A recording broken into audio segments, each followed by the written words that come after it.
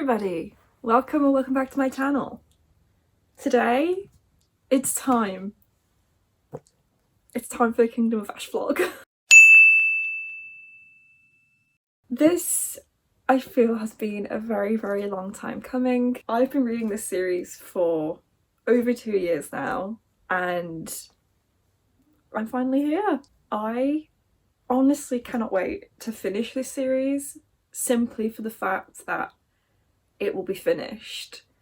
If you are new here, welcome. This is obviously the final vlog in a very long series that I started way back when I started my channel 2 years ago. So if you have not read the Throne of Glass series up to this point, or you have not read this book in the series yet, click away now, go and read the books, go and watch the previous vlogs, and come back when you are ready to be spoiled, because this will go into full spoilers. In this book, it is obviously the final book in a series. I don't want you guys to come complaining at me to say I spoiled it for you when I have given you fair warning. So, if you have watched the vlogs up to this point, if you have read the series up to this point, you know kind of my feelings on events, on characters, and the fact that I am not very confident for this book. So it's been kind of weird with the series so far, where I've enjoyed one, not enjoyed another, enjoyed one, not enjoyed another. Following that pattern, because I loved Tower of Dawn, I don't think I'm going to like this book. But because it's the final book in the series, I think it does have potential. I don't think it's going to be a 5-star read. I'm just going to have to suck it up and get on with it. I don't have any predictions for this book either. I just kind of am at a point where I just don't care anymore, and I think I would have DNF'd the series if I hadn't quite made it this far, if it wasn't the Sarah J Maas series. As we know, the Sarah J Maas series kind of have all started to interconnect with each other, and I wanted to read this series anyway because I really enjoyed the ACOTAR series, but then it got to a point where I'd read Crescent City and I thought I kind of need to read this series anyway to get that full picture if all these series are going to start interconnecting. So that's why I have stuck it out this long, despite the fact that I've not enjoyed most of the books. Yeah, I don't have any predictions other than it's going to be a happy ending, as it usually is with Sarah J Maas books. She doesn't do major character deaths, she doesn't do sad things happening, bittersweet endings. Everybody will be fine at the end. I'm very confident that's going to happen, which kind of makes me feel a little bit like I don't want to read this, because what's the point of reading it if I know everything's going to be fine in the end? But I want to know more about the world. I do want to know more about the world, and also Kale and Irene, because those are the only two characters at this point that I actually care about, which kind of sucks. But I have started it. I literally started it just, and I've read 6 pages. So that was the 2 prologues, where we have a perspective from Rowan, where he is actively looking for Aelin. And then we have a perspective from Aelin, who is still in this iron coffin. Now, we know at the end of Tower of Dawn that, what is her name? Maeve did let her out of the iron coffin with this mask on her face. I'm guessing some sort of control. And we also know that several months have passed, thanks to Rowan, where he has been looking for Aelin. So this is obviously taking place several months after Empire of Storms and Tower of Dawn. So I just want to get started with it, to be honest, to see what's going to happen. Are they going to find Aelin? I guess they will. Is Aelin going to be evil for a bit? Maybe. Is Kale going to reunite with everybody else? Probably. They were on a boat, weren't they? Yeah, they were on a boat at the end of the last book. So yeah, not many predictions. Not very confident with the characters because I don't like most of them, but it'll be fine. It'll be fine. So yes, I'm on part 1, armies and allies. So I'm guessing they're going to get together, maybe some people, to go and try and find Aelin and rescue her. I look tired. It's because I am, and I've just been doing some reading, and I was literally feeling like I was about to fall asleep, which does happen quite often when I read during the day, to be honest, because I just get tired. But also it's so boring. So I'm on page 52, which is the start of chapter 5, so I'm not that much into the book. Literally nothing has happened. It's just been kind of showing us where different groups of characters are at the moment. So we've had 4 perspectives so far. There's been Adian, who is currently in Terrasun, with Lysandra, who is still posing as Aelin, and some other people who I've absolutely no idea who they are, to be honest. Kind of just catching us up on like what's going on with them. Lysandra at the time was being herself. They kind of came up with some sort of plan that Aelin had gone to another city so that Adian and Lysandra could do something. And I literally can't even remember what they were doing. Yeah, there was someone called Ren. Evangeline's just joined them and I couldn't remember who she was, but I think she was this little girl who like knows Lysandra. They're talking about Lord Darrow and I can't remember who he is. I'm not certain what they're doing together, like what they're doing, just what they're doing in general. So yeah, but they ended the chapter by Adian asking Lysandra, how many can your wyvern form carry? So I think because there was the town where, what's her name, Aelin's supposed to be, you know, fake Aelin, was attacked by the Valg, I think. So they're going there perhaps. See, this is the thing, I just don't know what's going on. Then we had a chapter from the perspective of Elida Loken, who is that little witch girl. She is travelling with Rowan and Gavriel as they look for Aelin. That was the part I probably understood the most. It's quite nice that she's travelling with them because she feels like she has a duty to find Aelin because she feels responsible for what's happened to Aelin. Lorcan is with them as well, so there's the 4 of them. And Lorcan's obviously had his bond broken with Maeve, which it's so weird because obviously like this bond basically enslaves them to Maeve, but it's such a difficult thing when it is broken because Elida talked about how he was like chasing after Maeve after it had happened. But they're kind of going to different places. She said they were south of Doranel and I literally can't for the life of me find Doranel on the map. So I don't know where that is.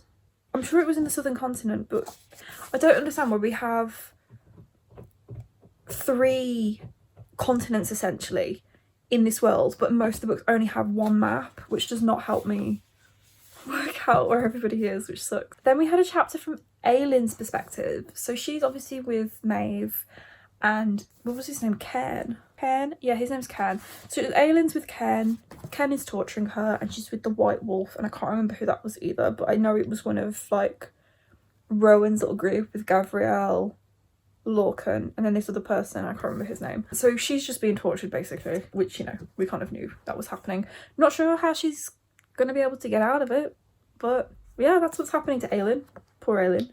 Sucks to be her. And then the final perspective we've seen so far is from Dorian, who is with Manon and the witches. I'm not sure what they were doing and why they are camped out somewhere, but Dorian kind of made up a ruse that he wanted to be with them to sort of help protect them with his magic, which, you know, is good. But he's also actually looking for the 3rd word key, which brings us back to the word keys, where I don't actually know the locations of any of them. So from the sounds of it, Dorian has 1 of them. I don't know where the other one is, but they've definitely found at least 2 because they're looking for the 3rd one. I'm not sure where the 2nd one is then. I feel like Elida's got it. I can't remember. Or it might be up with Adian and Lysandra maybe. But obviously they're looking for the 3rd one. So Gavin, our good old King Gavin, who I still picture and hear his speech in the voice of Gavin from House Trainee Gavin, which is... It's definitely very entertaining that I picture him that way. He's told Dorian, because Dorian summoned him, that he doesn't know where the 3rd word key is, but by kind of uniting all the word keys and creating the lock that will destroy Elena basically. It's all obviously very much tied in with the history of this world and what happened in the past with King Gavin and Queen Elena. I found that a little bit intriguing and I'm looking forward to seeing more of that development because Dorian, his sword, which was Gavin's sword originally, is some sort of compass to help him find the last word key, I think. But also Dorian is questioning his humanity because he was conceived and born while his father was possessed by the Valg. So Dorian has asked Gavin if he's human, and Gavin isn't the one who can answer that. So I feel like that's also going to be a little bit of a conflict that we're following in this book with Dorian, where he's trying to work out what the fuck he is. But literally, like 50 pages in, I know it's not a lot because this is such a long book, but I am already bored, I'm already confused, and there's also been no sign of Chaol. It's also been 2 months since the end of Empire of Storms, and I'm guessing also that ties in with 2 months since the end of Tower of Dawn, because Aelin's been captured. So yeah, it's 2 months since then. It's a significant amount of time. Poor Aelin being tortured for that length of time. I literally just, all I can say is I'm not very intrigued so far, and I'm a little bit disappointed by it. It's not gripped me as quickly as I would have liked it to, but again, it's just kind of getting myself back up to speed with all the characters, all the locations. I think one of the problems is there is such a huge cast of main characters, and then you've also got all the side characters that may have appeared like once 5 books ago, and it's like, I don't remember who you are. There has been no catch up on like who these people are. Like, who is Ren? Who is he? The only Ren I know is Ren Amamiya, who is the name of the protagonist in the Persona 5 manga. Or is it the anime? I think it's the anime. Anyway, that's not the point. I don't know who Ren is. I don't know who that is. So I don't know his relevance to the story. I don't know who he knows. I just don't get it.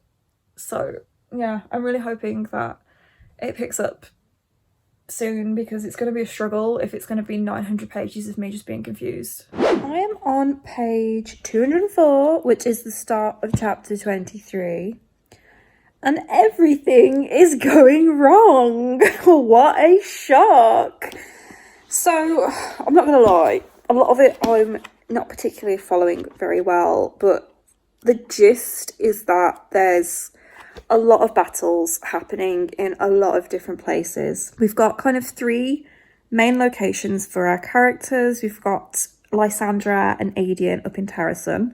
We've got Dorian and Irene back in wherever it is that Chaol comes from. Is it Aniel?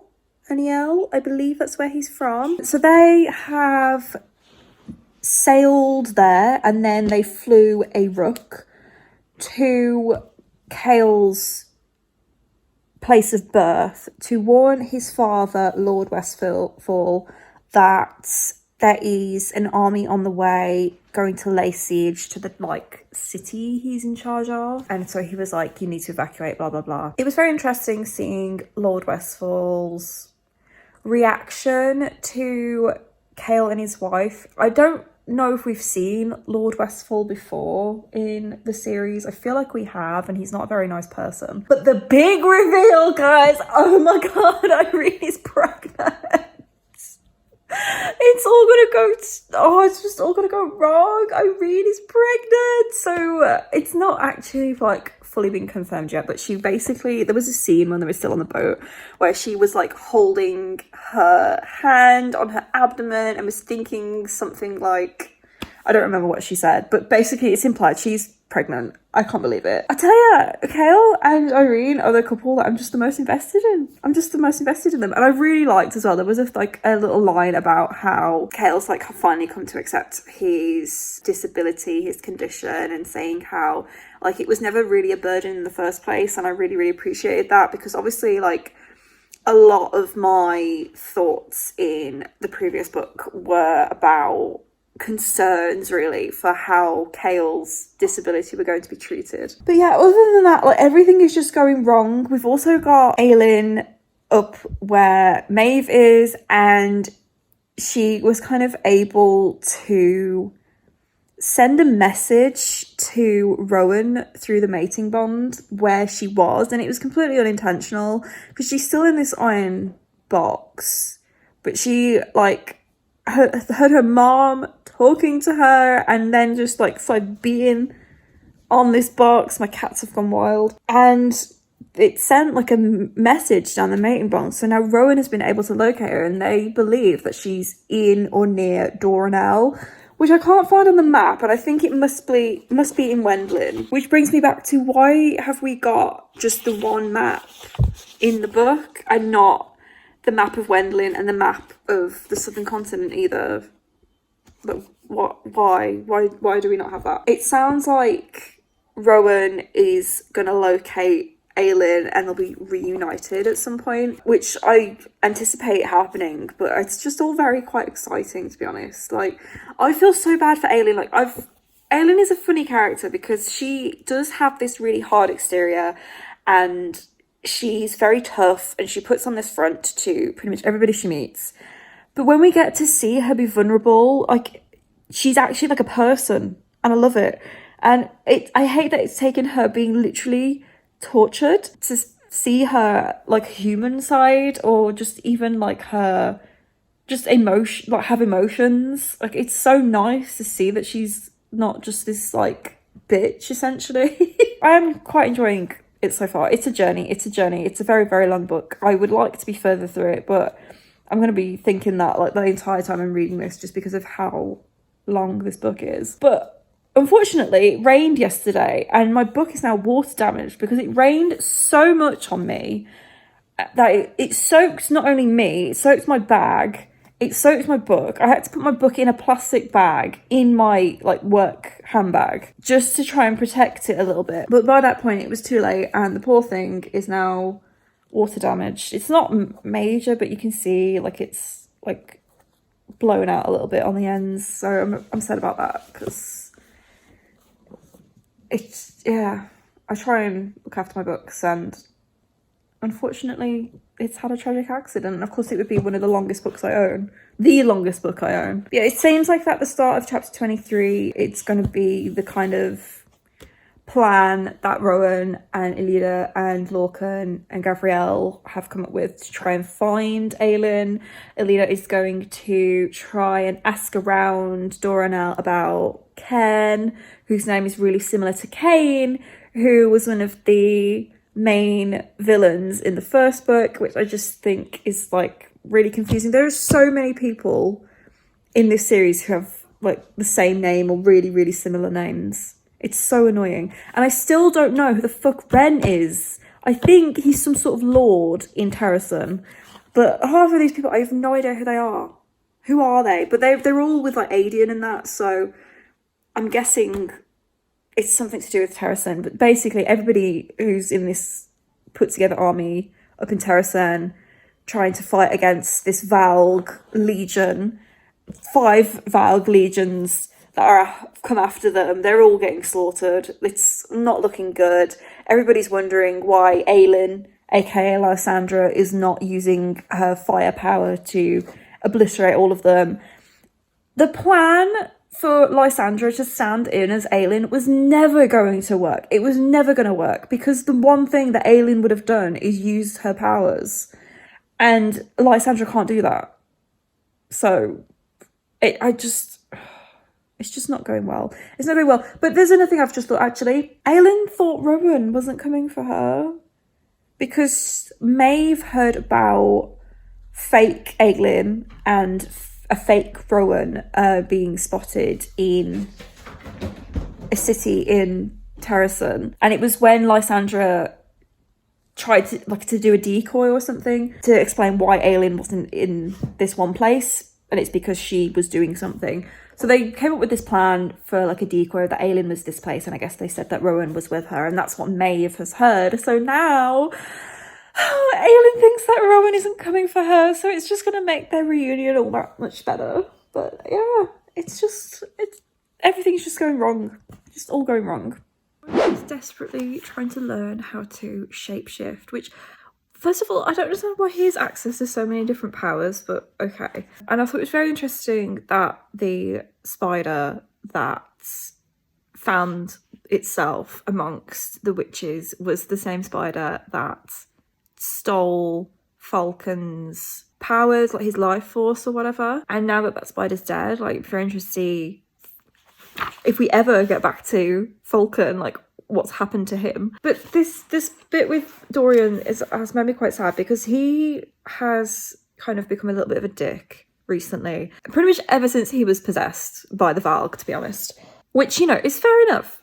Like, he's obviously got some trauma from being possessed by that Valg, and he's not been processing it very well. He's kind of just taking out frustrations by fucking Manon, you know, as you do.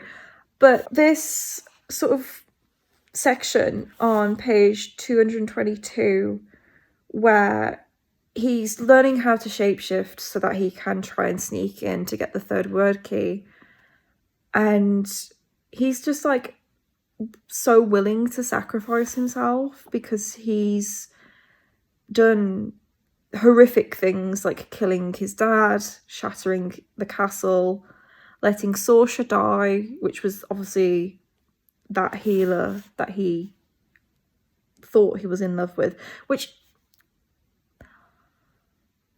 I did not really think he was that in love with Saoirse at the time. It was what, Heir of Fire?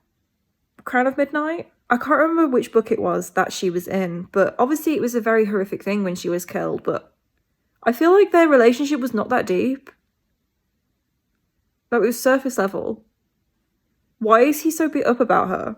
But, you know, it's still sad that he feels responsible for it. And so he's kind of willing to sacrifice himself for the greater cause, which is really sad because he clearly has a lot of trauma and he needs to work through it. I do have a reading update for you, but first of all, I wanted to do a bit of an unboxing because this is my Fairy Loot Crescent City editions and I'm very, very excited. And I figured if I was going to put it in a vlog, it may as well be the Kingdom of Ash vlog because it's the same author and I'm sure you guys would be interested in seeing them. So I have the Illumicrate ones. They came a while ago. I think if I remember, the Fairy Loot and the Illumicrate editions were kind of put on sale like really, really close together. And then I think that the Fairy Loot ones got delayed, but they're finally here. I've not seen any spoilers. I'm very excited. I think if I remember from the kind of teaser mock-up photo, like promotional stuff they shared online, they are in a slipcase. And I really like the Illumicrate ones because they have this reversible dust jacket that's really, really pretty, but I'm very hyped for a slipcase. I just don't know where I'm going to put them because my Sarah J Maas shelf is full. I now have 1, 2, 3, 4, 5. Yeah, I will now have 5 copies of House of Earth and Blood and 4 copies of House of Sky and Breath. The shelf is full. I have no idea where I'm going to put them. And obviously we've still got House of Flame and Shadow to come. So I will also need to get editions of those as well, obviously. But yeah, Crescent City is like my favourite series. It's my favourite Sarah J Maas series. I mean, I'm looking forward to the final book, but I wasn't a big fan of book 2, so I'm a bit nervous. Yeah, I feel like this is my first non-subscription purchase from Fairy Loot. I'm not sure, but this is just kind of a bit of a thank you postcard. There's nothing on it of any interest. So we've got the books. We've got the books. I kind of wish they'd wrap them individually. But I suppose it saves on bubble wrap. Just a little bit more awkward to get them out. Okay, so this is House of Earth and Blood. This is the slipcase. Wow.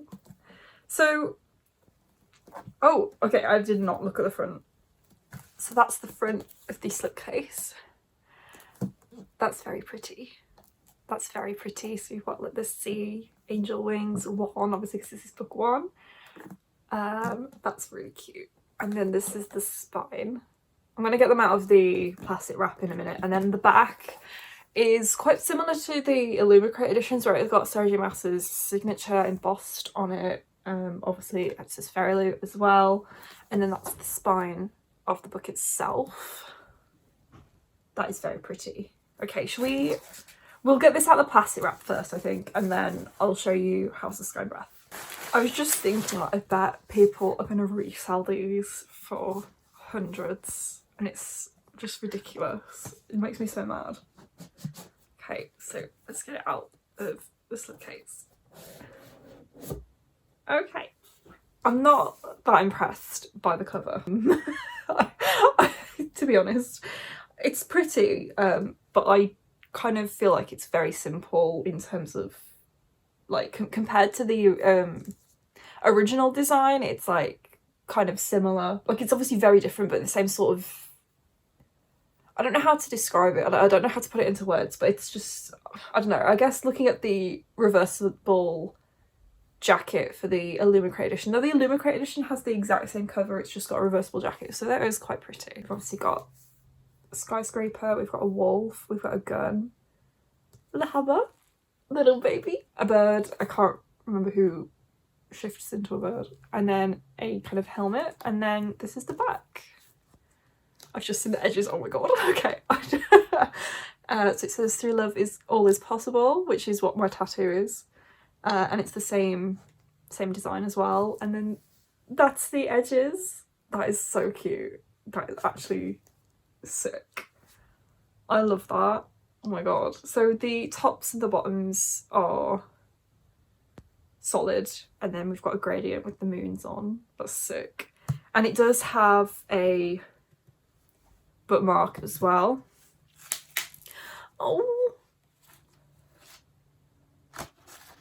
Oh, the end pages. So we've got character art on the end pages. So that's Danica and Bryce. Oh my god. I love that. I really love that. And then who have we got on the back? Of course. So on the back we've got the boys. On the back we've got Rune and Hunt. I love that. Oh my god, that's gorgeous. So there's nothing under the jacket, it's not reversible or anything. And then on the actual hardback, we've got this gorgeous foiling of Bryce. There's so many little details. And then the back has the wonderful quote, through love all is possible, with some feathers. That is awesome. These are gorgeous. I actually think I'm more impressed by these than the Illumicrate editions. Okay, so now let's have a look at House of Sky Empress. So the slipcase design is the same, except it's got snakes on it instead of birds.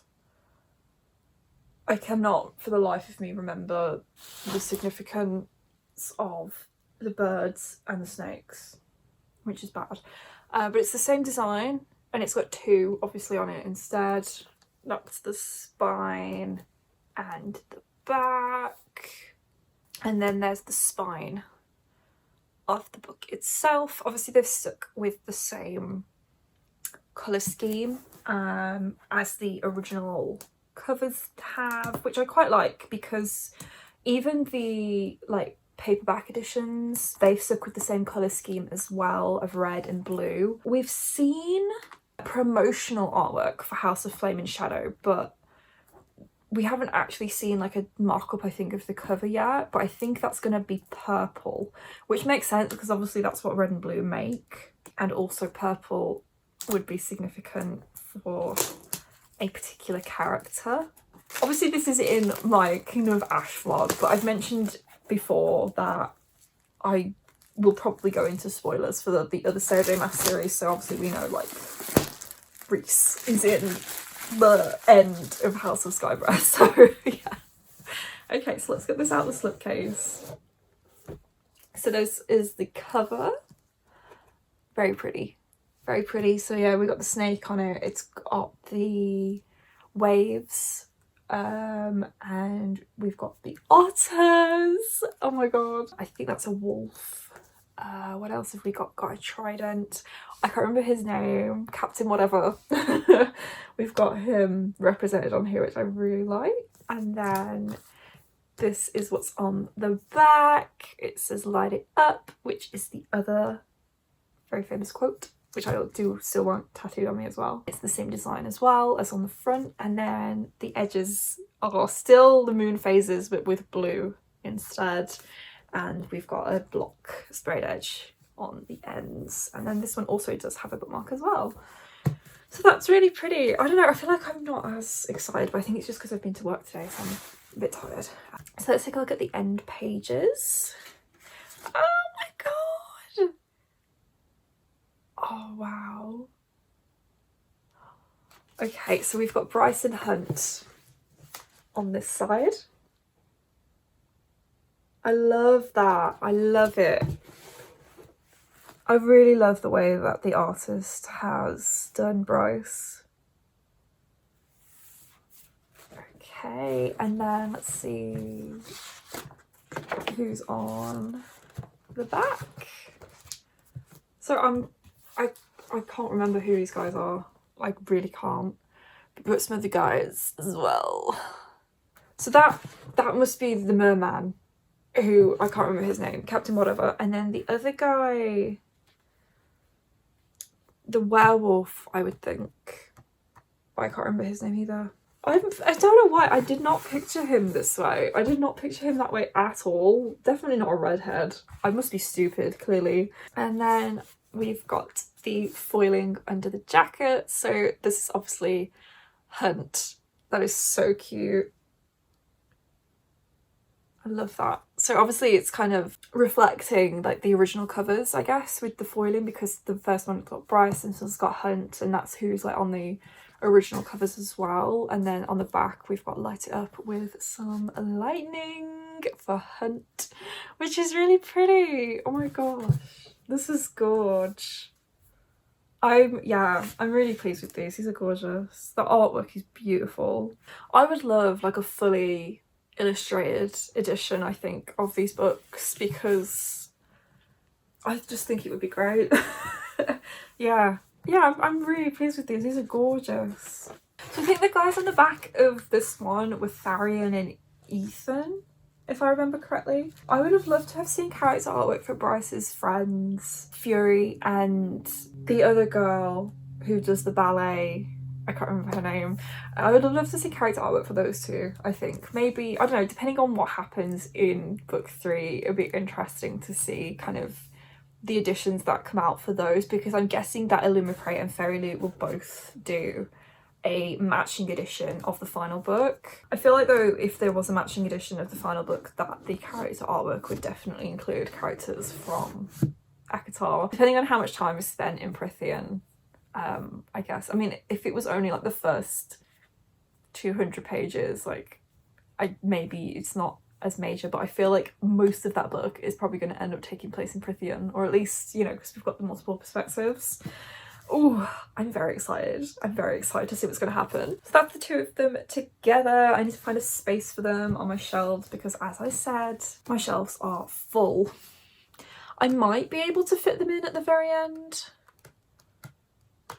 The Sarah J Maas shelf is just very full. I've already had to cram everything on, but my many copies of this series is just getting out of hand. So I hope you guys enjoyed that little mini unboxing. Now back to Kingdom of Ash. So I have read quite a lot since I last updated you guys. I'm on page 430, but I feel like even though I've read over 200 pages since I last did a reading update, I haven't actually, like, a lot hasn't actually happened. It's very, very slow burn, very slow going, but I feel like because it's so long, it's not a struggle to get through. So the main thing that's really happened since I last did an update is that Aelin is now free from Maeve, and she has also been reunited with Chaol. I mean, there's a lot of little things that have happened, like Chaol knows that Irene is pregnant, but she hasn't told him. I think his father told him. The main thing, Aelin. So I feel awful for Aelin. I feel awful for her. She's gonna have trauma. She's gonna have so much trauma, and she only really started to become herself a little bit more after she got a good lay from Rowan, which I thought was kind of hilarious. Like, I know that this has developed into a fantasy romance series, but I do feel like that the first sex scene that we get in this book between Rowan and Aelin, it was a little bit like forced.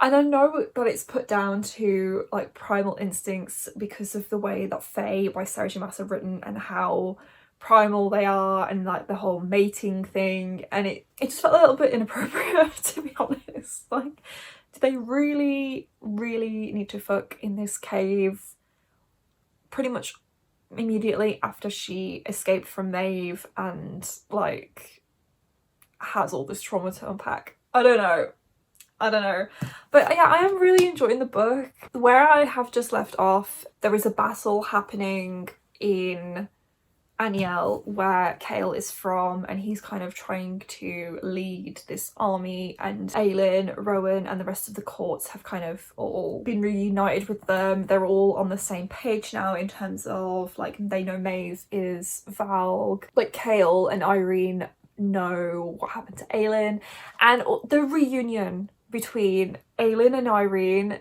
had me tearing up. Like I was on a train when I read it this morning, so I didn't fully like cry, but I know if I'd been at home I would have cried.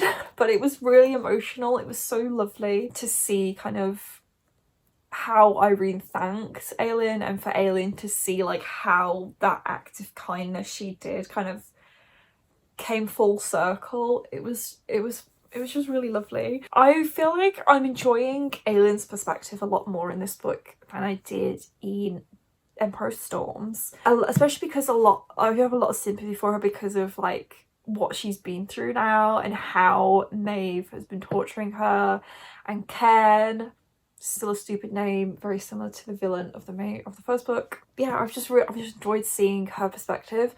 The only perspective I'm not enjoying now is Adian and Lysandra's. So they are also in the middle of a war, in the middle of a battle up in Terrason at the moment as well, and the army there are kind of starting to lose morale and think what's the point, because they don't think the queen is fighting with them.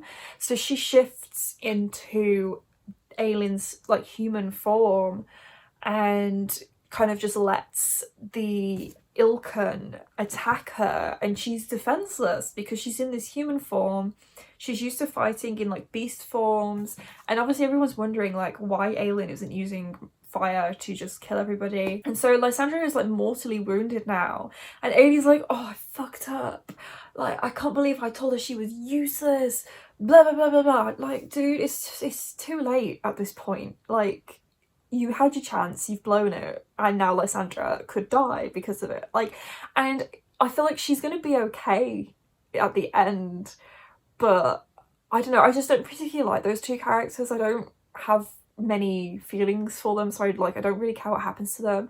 But I feel like it would be a bit sad if Lysandra died before she had the chance to meet her uncle, who has now like had his youth restored to him. And it was also revealed that he was the merchant in one of the short stories who sold spider silk to Aelin when she was still posing as an assassin, and that spider silk saved her life, if I remember correctly. She like put it into an armor she was wearing, like a, I don't know what she was wearing. She was wearing something, and she put it in it so that when someone tried to stab her, like it saved her. And I remember that specifically.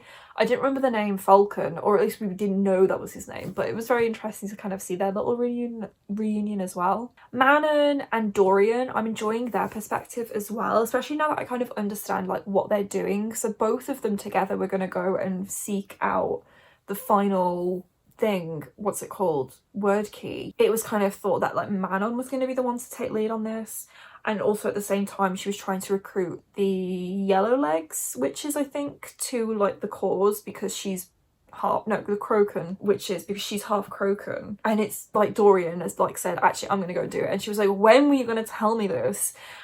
The two of them need to just get it out in the open, like their feelings for each other, because both of them, like, they obviously like each other because they do fuck, but like they don't talk about the actual feelings and like what they want out of this relationship. And obviously what they want out of this relationship is more than sex. They very clearly want to actually be together as like a couple, and both of them are so reluctant to talk about their feelings, and it's so frustrating. It's like, please just air your grievances.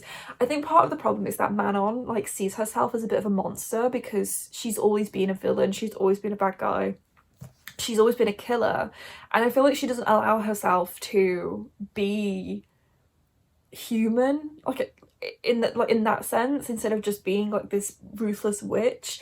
And I think maybe because of the way she was raised in the Blackbeak clan by her grandmother, like the way she was sort of raised, she doesn't feel like she can have emotions. But it's interesting seeing her with her Crocan clan, like her great grandmother on that side, like how normal they are almost, and so I feel like that's going to be a lot of character development for Manon as well. They are in the middle of doing some sort of heist. I'm not entirely sure. It was a bit of a test for Dorian to see if he could accomplish this thing so that he can then shift, because he has learned to shift now.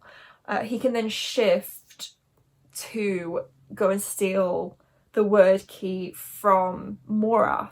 But they're doing this kind of test thing at the moment, and I'm not entirely sure what he's doing, but he's kind of shifted into a bit of a Valg creaturey thing. Like, he's got black eyes, that's all that really I remember. So he's doing that as a bit of a test, and then, yeah, that's kind of like the three main perspectives we've got going at the moment, I guess, with also Kale and Aelin now being kind of in the same place. So I feel like we're eventually going to bring everybody together. There is a lot of mention about other realms, because obviously, like, Maeve comes from another realm because she's Valg, and I do feel like that is going to connect with the Crescent City series at some point, because they keep talking about how Maeve would like walk through worlds. She told this story to Aelin. Well, Aelin was like unconscious or something in the middle of being tortured, about a queen who could walk through worlds and stuff, and I feel like that's going to be really, really significant. They talk about a lot how Maeve is able to kind of go into people's minds and change the way that they think. Like, she'd convinced all of these fae that she was actually one of them and stuff. And I don't know if you guys have heard the evil Rhys theory.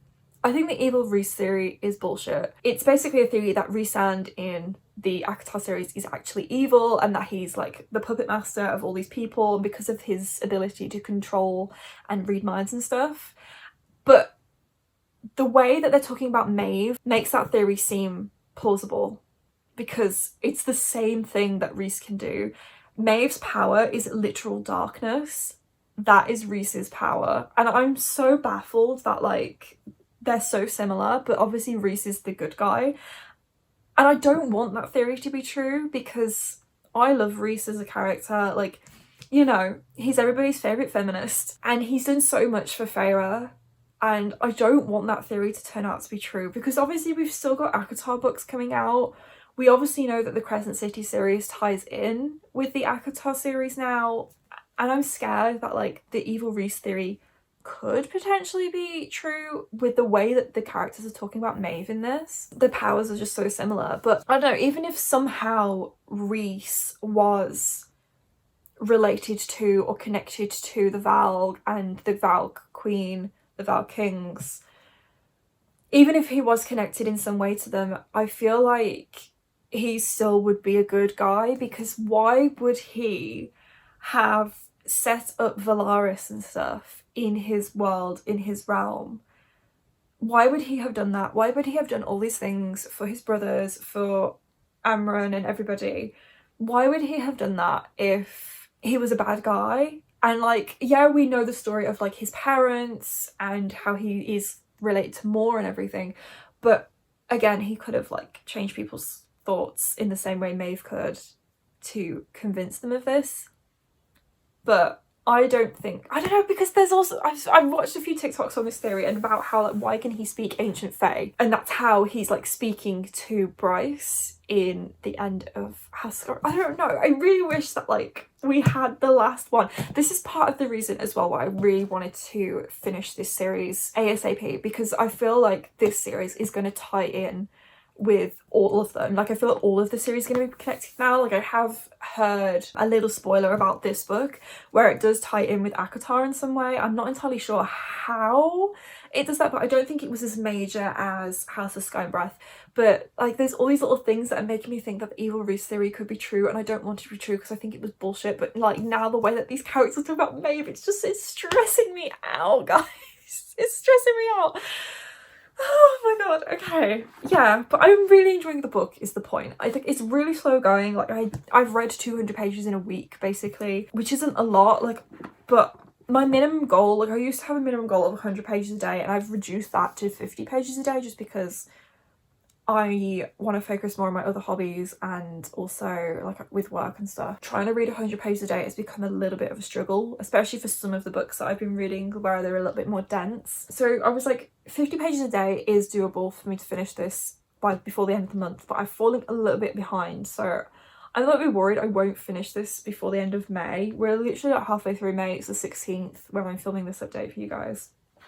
So I think it's doable. I'm definitely going to read some more, I think, by today. So I'm enjoying it. I'm just more intrigued, I think, by the overarching plot that could be developing in terms of all three of Sarah J Maas's series. The overarching plot of this particular series coming together is very interesting to me, and I'm also enjoying this book more, I think, because Sarah J Maas's writing is better as well. Like, when you compare it to Throne of Glass, obviously that was her first book, but like the writing is so much better. Even compared to Empire of Storms, the writing is better. And it's also like, I feel like I see this when I compare the first ACOTAR book to the first Crescent City book. There is so much growth from her writing style. So because this came out in 2018, I think, like, I can tell Sarah J Maas's writing is better. So I'm enjoying it more in that sense as well. But it's just a very long book. It's just very, very long, but it's slow going, but it's interesting, and I can tell it's building to something. And I mean, I'm intrigued. I'm intrigued to see how everything's going to be resolved, because at the moment everything is very, very bleak. Like, there's these battles going on and they feel very hopeless. Like, Aelin literally had a bit where she broke down and was like, I can't do this.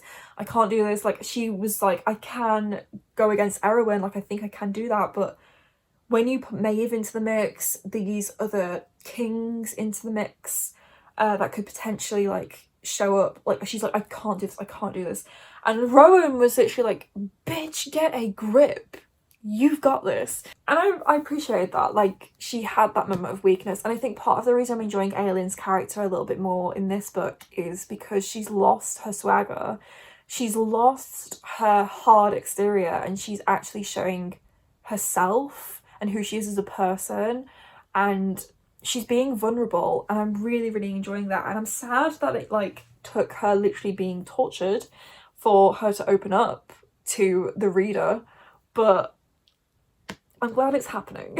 This was a very, very long update. I feel like I didn't actually say that much about my thoughts, but it's like there's not much for me to say about my thoughts on this book because I'm enjoying it. It's just like, yeah, there was a few major things that happened, but like I don't have any theories beyond the evil Reese theory at this point, and that's not even to do with this series. So I will update you guys again when I have more to say. I just wanted to also quickly mention that last week I had a job interview for a senior library assistant job at a library I have worked at a lot during my apprenticeship, and I got the job.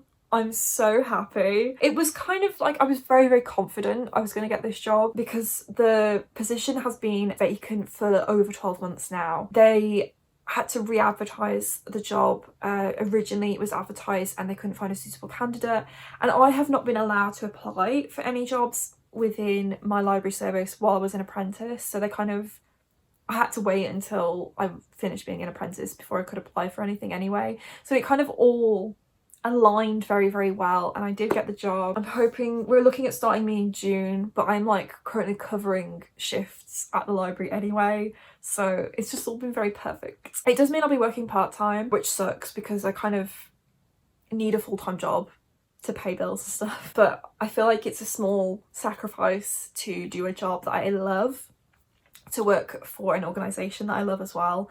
You know, it's like I could have worked at any library service, but to stay at the one that I did my training at, like, I've loved working there, and it's not just because I love the job itself, but it's also because I love who I work with and stuff and where I work. So I'm very pleased that I was able to stay at the place I absolutely loved. So I'm really looking forward to actually officially starting. It's like the first step to a career that I think I'm going to absolutely love, and it's a career I want to do like for my entire working life if I can.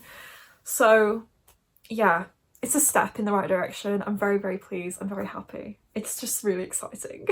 I'm on page 532, or the start of chapter 62.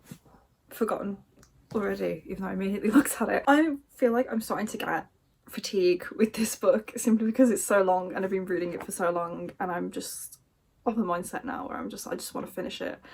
I'm fed up of reading it, but I'm still kind of enjoying it. It's just not, I'm just not as into it as I was with Tower of Dawn, sadly. I think when I last updated you guys, I had just got to the part where Aelin and Rowan and everybody had reunited with Chaol in Aniel. Is that the name of the place? I think so. And now I'm at the point where they have just had this battle and the dam has broken. So the main thing really to talk about is Lorcan and how we thought he was dead, and then Elida went to go and rescue him, which I thought was very brave of her, but also very stupid. It's like, girl, just let him die, please, because I just don't care about him as a character. And I thought it was quite funny that Elida was kind of having a go at Rowan and Aelin for not going to find him, for forgetting about him, but you know, he kind of deserves it. So, you know, I really thought he was going to die. But no, he was saved, which again goes to show how Sarah J Maas doesn't kill off major characters. And then the dam broke. So that was obviously a bit stressful. I thought it was a very exciting part of the book. The fact that, you know, okay, Aaliyah's going to rescue Lorcan, she's obviously going to succeed. But then this happened, so then maybe they'll both die, and Aelin goes in and saves the day with her great big wall of flames, which I feel like was a very kind thing for Aelin to do, to go and save her friend, to save her friend's lover, you know, show how she cares for her people. But she has just exhausted all of this power that she was going to use as Maeve's death blow, which is what it was described as. So now it's like, how is she gonna defeat Maeve? How is she gonna defeat Erewhon? I'm a little over halfway, so there is still quite a lot of the book to go, but I do feel like we also don't have enough space for everything to conclude in the way I kind of expect it to conclude. So I don't know, maybe the book can still surprise me, but yeah, I did bookmark a little bit, but it was quite a while ago now, so I can't remember the exact context. But they were talking about bloodlines and saying how Rowan is descended from one of the two sisters and Aelin is descended from the other of the two sisters, and they kind of like, it just really made me laugh how Sarah J Maas kind of had to just explain how they were very, very distantly related, and how Aelin was more closely related to Elida, probably Chaol too, than she was to Rowan, despite their distant ancestry. Just to say they're both descended from like two ancient sisters, but they're not related. It's okay. There's no incest here. I just thought it was quite funny how she kind of had to explain that. Like, they're not related. Okay, you didn't have to mention it in the first place. It's like how Adian kind of talks about Aelin in a way where he could potentially have been a marriageable partner for her, but they're cousins, they're first cousins, they're so closely related, and yet they have mentioned several times throughout these books how they could possibly have been united to unite kingdoms or whatever, which but they had to specifically say Rowan and Aelin aren't related. So, you know. But yeah, I don't really have much else to say with this update, really. Like, I feel like a lot has happened, but I just don't really have any thoughts on it, which is a little bit disappointing, but I kind of expected this Kingdom of Ash. I'm enjoying it more than I expected to, but I'm just not like, I just have no thoughts. I'm just like, yeah, this is happening. These things are happening. Cool. Chaol does now know about Irene's pregnancy, and like they're both on board, that they both know about it. So that's very sweet with them. I'm just kind of waiting for something exciting to happen, because at the moment, like, nothing exciting has really happened apart from Aelin getting away from Maeve. And even still, like, it's just not shocking me, it's not surprising me, and that's why I'm disappointed. I want to be surprised, I want to be shocked, and everything that's happened so far is very predictable. I kind of thought maybe Lorcan will die, that would have shocked me, but he was okay in the end.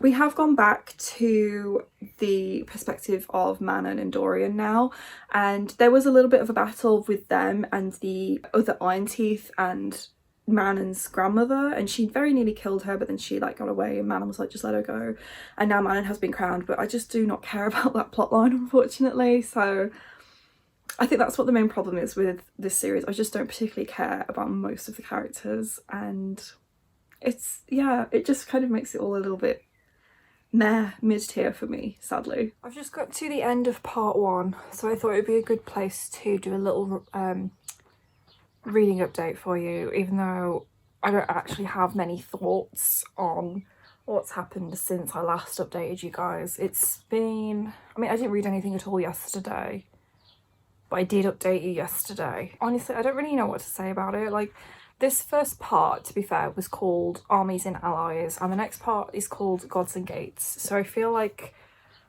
the next half, even though it's less than half of the book, should be more interesting because, you know, Armies and Allies, yeah, that's what the first part of the book was about. It was about a few battles, it was about a few armies, it was about Aelin's allies and people who are hopefully going to support her in defeating Arwen and Maeve. The last few pages, we've seen Lorcan is okay and that he's healing. We've seen Dorian and Manon kind of make a pact, I guess, to say that they will marry to unite the Witch Kingdom with Adalin, and kind of, it's a tactical marriage even though they do like each other. I appreciated that Dorian admitted that, like, Manon is not the type of person who would want to be married and to be tied down in that way, but she's willing to do it for political gain, I suppose, even though she does like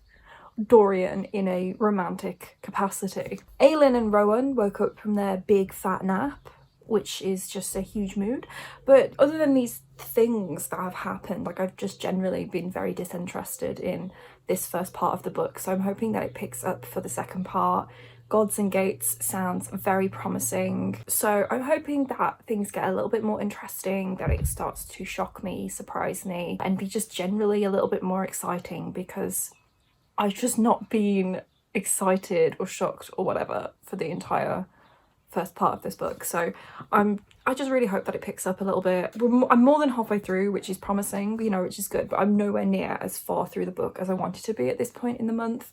It's the 21st today, and I had worked out from when I started this book that if I read a minimum of 50 pages every day, I should still finish it before the end of the month, and then I will still have enough time to fit in one more book before the end of the month. But I just don't think that's going to happen now, and I think that's mainly because I've just not been that interested in picking up the book to read it, sadly. When I am reading it, I'm enjoying it and it's interesting enough to hold my attention, but when I put it down, it's just not interesting enough for me to really want to pick it back up again, which sucks. And I am a little bit disappointed because everybody talks about how emotionally gut-wrenching this final book in the series is, and I'm just not feeling that so far. But I'm only at the end of the first part, which has been a lot of getting people in the right sort of place and for enough sort of character development to happen, I suppose, to really conclude the book and the series in a way that I expect Sarah J Maas to do so. And that's mainly for all of the characters to be paired up. So I don't really have any expectations going into the second part of the book, other than it's going to be about gods, it's going to be about some kind of gates, and we are probably going to see a big final battle between Aelin and her team versus Arwen and Maeve and the Valg in general. But yeah, I just don't have any expectations for what is going to happen. I'm hoping that we will see a lot more magic, I suppose, that affects the wider world, especially since they're looking into word marks. And I'm kind of hoping we will get to see Dorian go and retrieve the final key, and then something to happen with that. I suppose with the word gate in the title of the second part, it might allude to the fact that he does find the final key and they will do something with the gates, the word gates, I don't know. I'm just feeling very neutral about this book, and I just don't really care at this point what is going to happen, which for the final book in the series, like, sucks. Like, I did at one point consider DNFing it, but I thought I've put 2 years of my life into reading this series. I've spent so much time and energy and effort on reading these books, on making the vlogs for you guys. I don't want it to be going to waste simply because I just don't have any particular interest in seeing how this ends.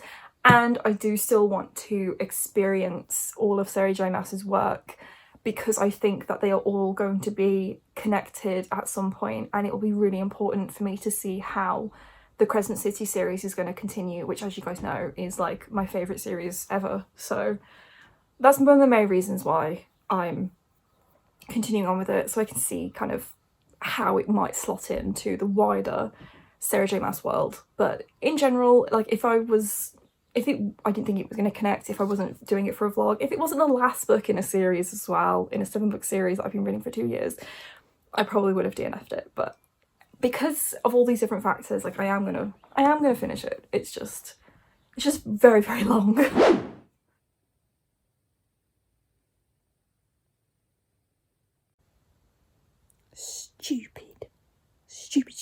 Stupid man. Stupid. Okay, never mind. Apparently he can mimic or use Maeve's power against her. I misjudged you, Dorian. I misjudged you.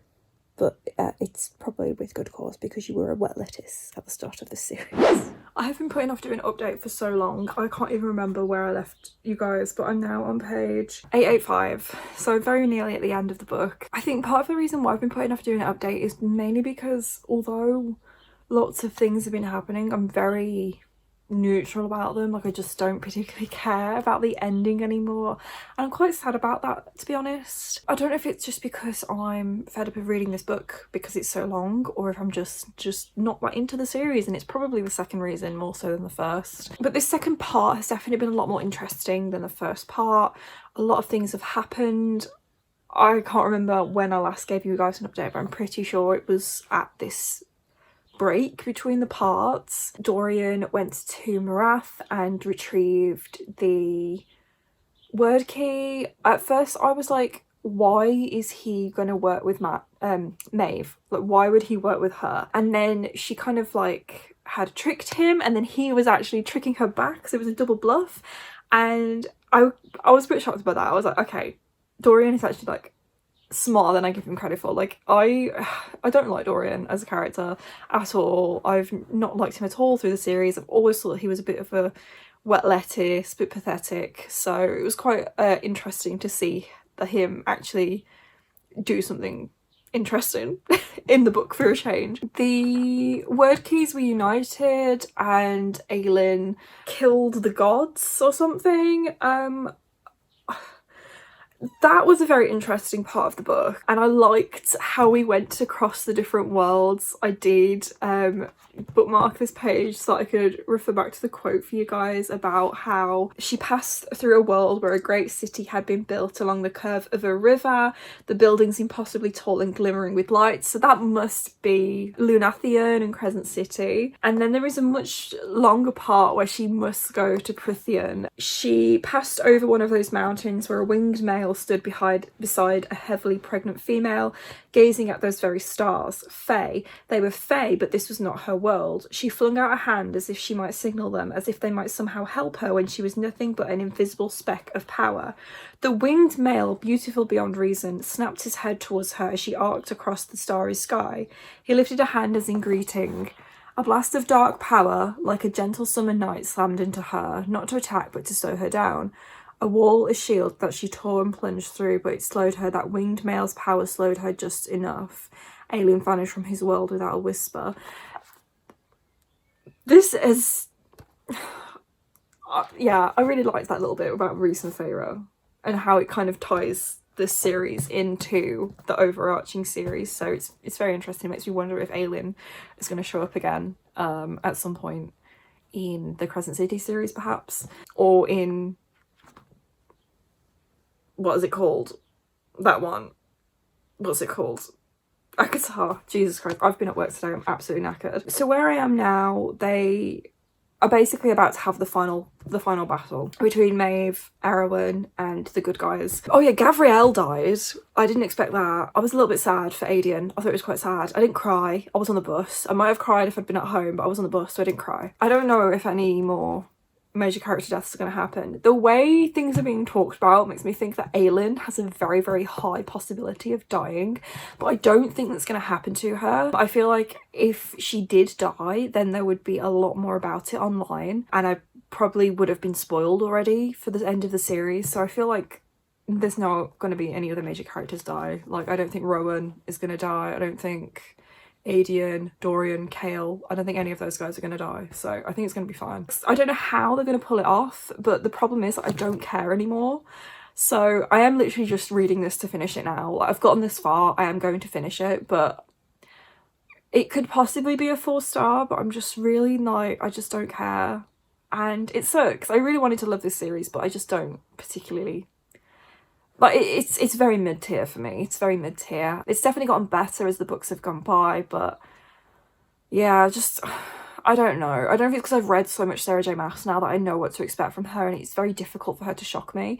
It's like when I think about Jay Kristoff as a writer, like, I was so excited for Empire of the Vampire, and I didn't like it that much, and I think it's because it was too similar to Nevernight, and so all the stuff that was meant to be shocking was like, I expected this to happen because of the type of writer he is.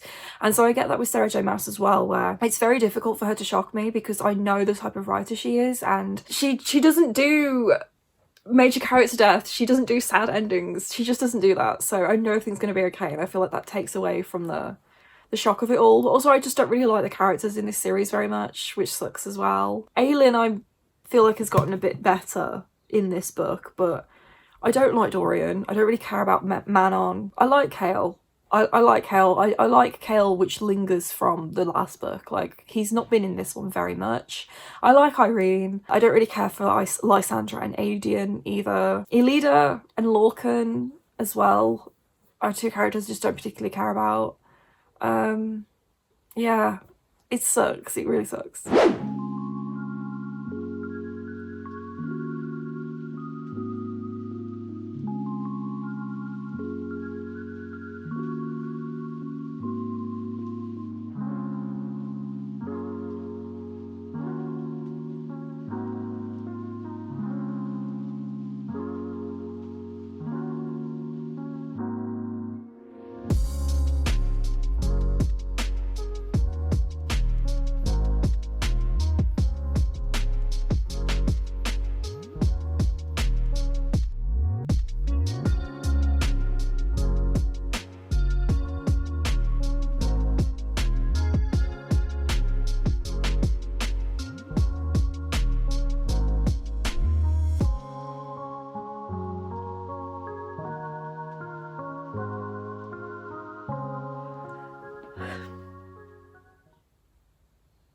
I finished it. I don't really know how to do this final update because I feel really weird. So I enjoyed the ending. I did enjoy the ending, and it didn't feel like the whole journey of reading this book, reading this series, was a waste. It was a nice ending, it was a happy ending. It was a little bittersweet because obviously there was a lot of sacrifices throughout the story to reach this conclusion. Mainly what comes to mind is Gabrielle and also the 13 who sacrificed themselves to save the world. It did make me a little bit teary. Like, I didn't cry, but my eyes got a bit wet.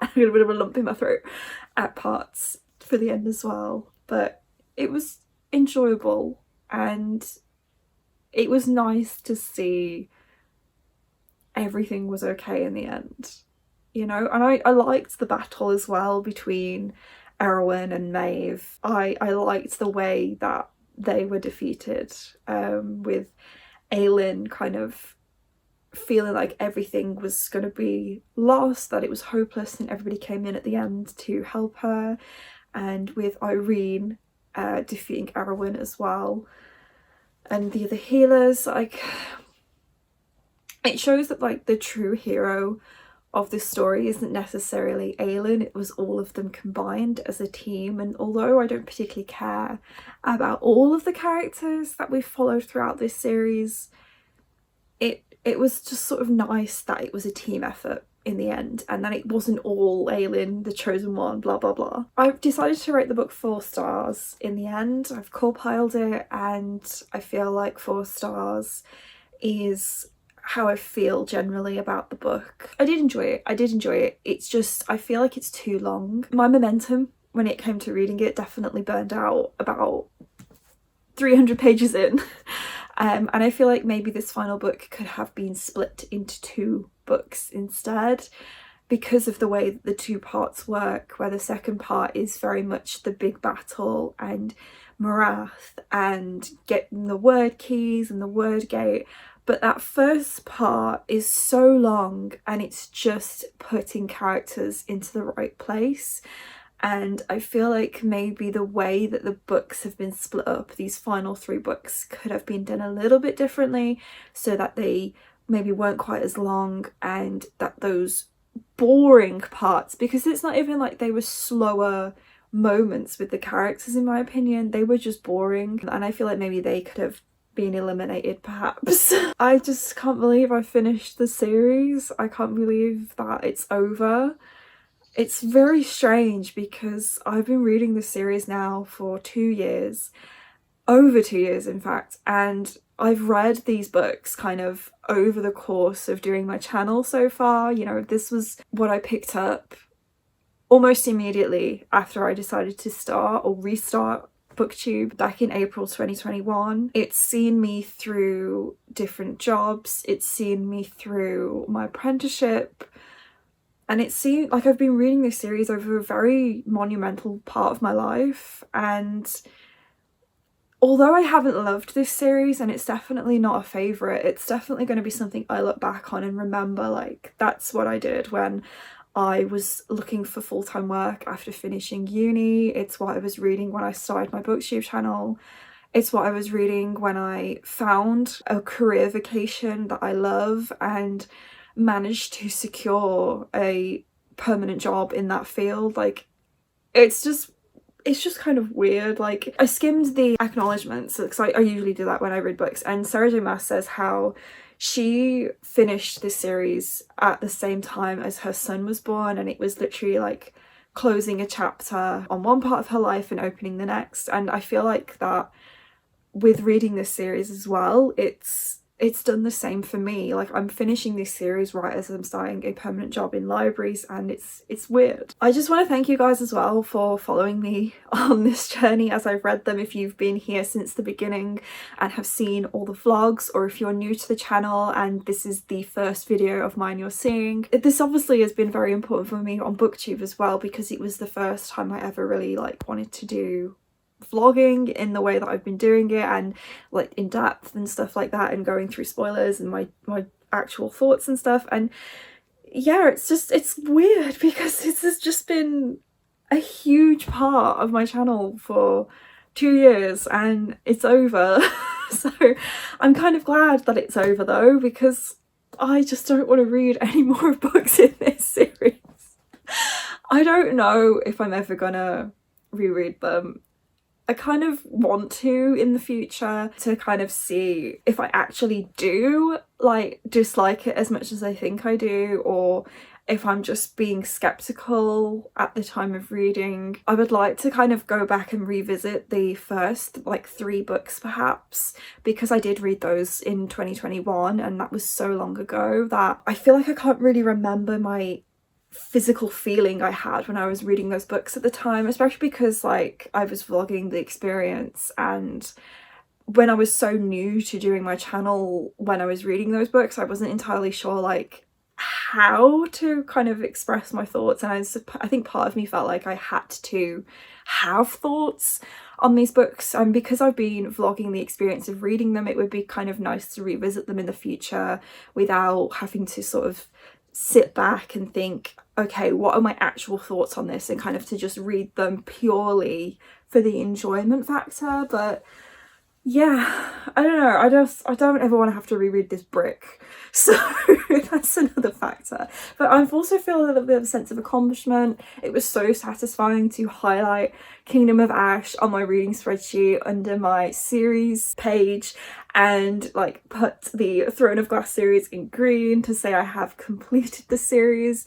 This is the longest book I have ever read in my entire life, and although it's taking me 20 days to read this book, I do feel a sense of accomplishment for actually having finished it and not giving up as well. Like, I feel like now that I've read this 1,000-page book, I'm prepared to read something like It by Stephen King, which is like another 1,000-page book. So I do feel a sense of accomplishment as well. I'm glad that I've done it.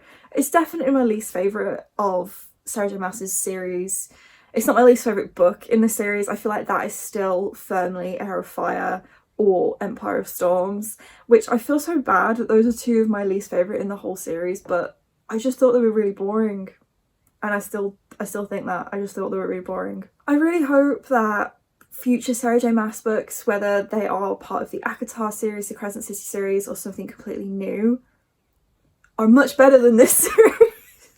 But I feel like they probably will be, because I don't know, she just gets better with more that she writes, and those other two series are obviously a lot more recent than this one. But yeah, I'm never going to stop reading Sarah J Maas. I love the other work that she's done, and it's been nice to see this different side where it's still fantasy romance, but it's a lot more focused on military fantasy, and to kind of help me find my niche when it comes to the kind of fantasy I like to read. And I think military fantasy in this sort of style is just not something I'm particularly interested in. I was a lot more interested in like the politics of what was going on in the south with the Tower of Dawn book, but in terms of the battles and the military of what was going on in this book, I just wasn't as interested. So it'd be interesting to see what kind of fantasy books I pick up in the future that are of this sort of epic high subgenre, and like whether I do prefer the kind of political or military or something else. I don't think I have anything left to add